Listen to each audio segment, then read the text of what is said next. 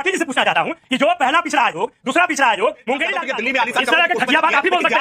अरे इस तरह के घटियाबाज के परिवार की चर्चा करें। मैं जाति का भी नेता नहीं मान रहा हूं। जाति के नाम पर वोट बटोर करके अपने परिवार को प्रमोट करने वाला नेता मानता हूं। सच कड़वा लगता है, सच कड़वा लगता है। मैं जानता हूं आपको हजम नहीं होता। सच को हजम करने की हिम्मत नहीं है। प्रोफेसर है तो आपकी प्रोफेसर में रह चुकी हूं, जिस स्कूल में आप पढ़ रहे हैं उसकी हेडमास्टर में रह चुकी हूं, तो आप कम से कम मुझे ललकारा मत कीजिए।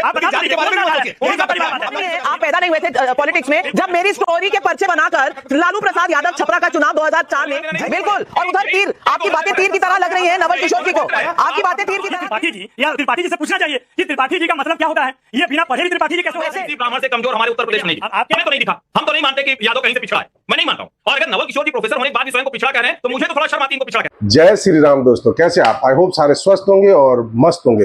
तो दोस्तों, चर्चा चल रही थी सुप्रीम कोर्ट के एक ऐतिहासिक फैसले को लेकर, जिसमें सुप्रीम कोर्ट ने कहा कि आरक्षण के लिए एससी और एसटी वर्ग यानी अनुसूचित जातियों और अनुसूचित जनजातियों के अंदर भी उप श्रेणियां बननी चाहिए। दरअसल इस मामले में सुप्रीम कोर्ट की 7 जजों की संविधान पीठ के सामने सवाल था कि राज्य सरकारों के पास आरक्षण के लिए यानी एसटी और एससी के लिए जो आरक्षण की व्यवस्था है उसके कोटा विद इन कोटा यानी आरक्षण की मौजूदा सीमा के अंदर भी आरक्षण की व्यवस्था कर सकते हैं, उसमें उप श्रेणियां बना सकते हैं। इसी को लेकर टाइम नाउ नवभारत पर यह चर्चा चल रही थी, क्योंकि कोर्ट का मानना था जो आरक्षण से फायदा उठा चुके हैं और अब सक्षम हो गए हैं उनकी जगह उनको आरक्षण दिया जाए। जो वर्ग इससे अभी तक वंचित है, एससी और एसटी में क्रीमी लेयर माने जाने वाले, क्रीमी लेयर से मतलब आरक्षण पा रहे उस वर्ग से है जो आरक्षण के बाद आर्थिक और सामाजिक रूप से प्रगति कर चुका है, इसलिए इस श्रेणी में आने वाले लोगों को आरक्षण का लाभ नहीं मिल सकता है। पर यह फैसला आर्थिक और सामाजिक रूप से प्रगति कर चुके लोगों को हजम नहीं हो रहा है। इसके खिलाफ इन लोगों ने भारत बंद का आह्वान किया, जिसका ज्यादा असर देखने को तो नहीं मिला, क्योंकि अब एससी और एसटी का वो वर्ग जो अभी तक आरक्षण से वंचित था समझ गया है कि यह लोग हमारा इस्तेमाल केवल वोटों के लिए करते हैं,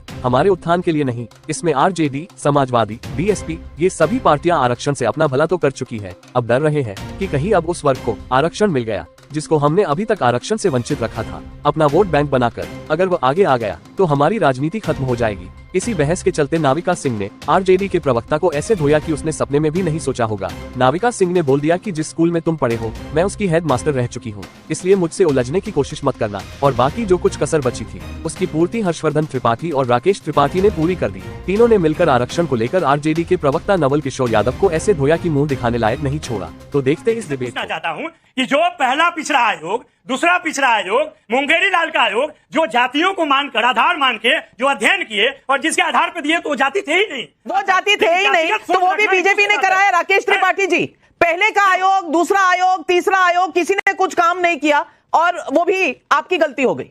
बड़ा आश्चर्य होता है, पिछड़ा वर्ग आयोग को संवैधानिक दर्जा नरेंद्र मोदी जी देते हैं, लेकिन इसका श्रेय ये नवल किशोर जी देना नहीं चाहते। और नवल किशोर जी कह रहे हैं कि लालू प्रसाद यादव को आपने जाति का नेता मान लिया। मैं जाति का भी नेता नहीं मान रहा हूं। जाति के नाम पर वोट बटोर करके अपने परिवार को प्रमोट करने वाला नेता मानता हूं। तेजस्वी यादव और तेज प्रताप यादव के लिए दिल्ली में आलीशान इस तरह के घटियाबाज आप ही बोल सकते हैं। के किसी अरे इस तरह के घटियाबाज के परिवार की चर्चा करेंगे कि जाति के नाम पर वोट बटोर करके नाविका कुमार को हिम्मत है पूछने का बना लीजिए, क्या क्राइटेरिया है कि अमित शाह का बेटा क्रिकेट की दुनिया में महाराज बना कर लीजिए। आप बता जाति के बारे में भी मत सोचिए। कौन सा परिवारवाद है? अब नवल किशोर यादव मत भाई, परेशान मत होइए। आप क्या बोल रहे थे मैं सुन रहा था। पूर्वक सुनिए, मेरा एक सवाल है। आप घटिया बोल रहे हैं, आपका जवाब देना पड़ेगा। अमित शाह के बेटे की चर्चा कर लीजिए। घटिया बातें सच कड़वा लगता है, सच कड़वा लगता है। मैं जानता हूं आपको हजम नहीं होगा, सच को हजम करने की हिम्मत क्षमता आप में नहीं है, मैं जानता हूं नहीं है, लेकिन ये सवाल है, ये सवाल है, बताइए ना, ये शेख सैयद पठान ये आखिरकार क्यों चर्चा नहीं होती है? ये अंसारी और कुरैशी पर चर्चा क्यों नहीं करते? उसको अखिलेश यादव पीडीए में एक को बता देते हैं, क्यों नहीं कहते हैं कि इसमें भी पसंदा है, क्यों नहीं बताते हैं कि इसमें भी कुरैशी का गलत हो रहा है? तो अजीज खान साहब को देना पड़ेगा, लेकिन नवल किशोर जी आप रोज रोज मेरी हिम्मत को ललकारा मत कीजिए। आप कहते हैं नाविका कुमार के पास क्या हिम्मत है कि वो पूछ ले। माननीय, आप पैदा नहीं हुए थे पॉलिटिक्स में जब मेरी स्टोरी के पर्चे बनाकर लालू प्रसाद यादव छपरा का चुनाव 2004 में जीते थे। 2004 में मेरी स्टोरी का पूरा पैम्फलेट बनाकर ना लालू जी अपना चुनाव जीते थे छपरा में। आपको शायद मालूम नहीं होगा। लालू जी से पूछ लीजिएगा। आप प्रोफेसर हैं तो आपकी प्रोफेसर में रह चुकी हूं, जिस स्कूल में आप पढ़ रहे हैं उसकी हेडमास्टर में रह चुकी हूं, तो आप कम से कम मुझे ललकारा मत कीजिए, मुझे ललकारा मत कीजिए। लेकिन राकेश आप अब रुक जाइए। सवाल बार बार पूछ रही हूं हर्षवर्धन त्रिपाठी जी, लेकिन ये जवाब देना नहीं चाहते। मुझे लगता है कि योगी आदित्यनाथ ने भारतीय जनता पार्टी को भ्रम से उबार कर मूल पे लौटने का रास्ता दिखाते हैं। अब ये भारतीय जनता पार्टी के नेताओं पर निर्भर है कि वो इस बात को समझ पाते हैं और इस बात को समझ पर उस रास्ते पर चल पाते हैं या नहीं चल पाते। क्योंकि भारतीय जनता पार्टी की पूरी राजनीति ही इस पर टिकी हुई है, हिंदू शब्द के साथ अपने आप को जोड़कर कैसे राजनीति करती। वो अगर जाति जाति की राजनीति करेगी तो भारतीय जनता पार्टी का कोई भी जाति का नेता दूसरी जातीय पार्टियों के जाति के नेता से बड़ा नहीं हो सकता, भले ही वो कुछ भी करे, ये संभव ही नहीं है। नरेंद्र मोदी को आप पिछड़ी जाति के नेता के तौर पर कहेंगे तो संभव ही नहीं, क्योंकि पिछड़ी जाति के दूसरे बड़े नेता माने जाएंगे। जबकि नरेंद्र मोदी ने बिना किसी संकोच के, ये इस देश को पता है, मैं कह सकता हूं कि जितने काम पिछड़ी जातियों के लिए, अनुसूचित जाति जनजाति के लिए मोदी सरकार ने किया वो किसी ने नहीं किया है। लेकिन इसके बावजूद नरेंद्र मोदी की जो पहचान है वो हिंदू नेता के तौर पर है, हिंदुत्व और डेवलपमेंट, विकास, इसकी राजनीति को लेकर आगे बढ़ते। योगी आदित्यनाथ भी उसी राजनीति को लेकर आगे बढ़ते।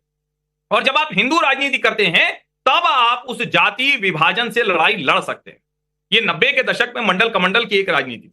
आज की राजनीति जरा आप सोचिए, और बड़ा आज सुंदर दिन है ये चर्चा करने का। एक तो कल्याण सिंह के बहाने बात हो गई, दूसरा आज भारत बंद एक बुलाया गया था। अब जरा सोचिए कितना हास्यास्पद है। अभी शायद कमरुद्दीन जमा जी ने कहा भाई मुसलमानों का कोई लेना देना नहीं, सच बात है, मुसलमानों का ही नहीं, आज का जो ये आरक्षण वाला पूरा मामला है, इससे न तो अगड़ी जाति हिंदू का लेना देना है, न पिछड़ी जाति हिंदू का लेना देना है, यानी नवल किशोर यादव का लेना देना है, न राकेश त्रिपाठी का लेना देना है, न कमरुद्दीन जमा चौधरी का लेना देना है। लेकिन तीनों इस पे बात करेंगे और अजीज खान का भी नहीं लेना देना। लेकिन ये चारों नेता बात करेंगे। आज तो सिर्फ और सिर्फ उनसे बिठाना चाहिए। भाई जाटो कह रहा है कि बंद करो, वाल्मीकि कह रहा है क्यों बंद करेंगे भाई, सुबह सुबह उसने जो भी काम करना था उसने किया, वो जहां खड़ा है उसने किया। किरोड़ी लाल मीरा जैसा नेता जो आदिवासी समाज का नेता है वो कह रहा है कि भाई ये तो सर्वोच्च न्यायालय ने हमें रास्ता दिखाया है, हमारे लिए गाइडिंग लाइट की तरह हो गए कि हम डॉक्टर बन गए, हम विधायक बन गए, हम सांसद बन गए, हम मंत्री बन गए, हमारा भाई अधिकारी बन गया, और बगल में वो जो है पत्थर तोड़ रहा है। यानी जो रिजर्वेशन में सब कैटेगराइजेशन है वो तो करना पड़ेगा और इसको कोई रोक नहीं सकता। यही भ्रम एक समय में अगड़ी जातियों में वो ब्राह्मण ठाकुर नेता हुआ करते थे, उनको लगता था कि हम पिछड़ों का हक नहीं देंगे। आज वही भ्रम कुछ दूसरे नेताओं को है, वो कह रहे हैं कि हम जो अनुसूचित जाति जनजाति में जो नीचे रह गए लोग हैं उनको आरक्षण नहीं लेने देंगे।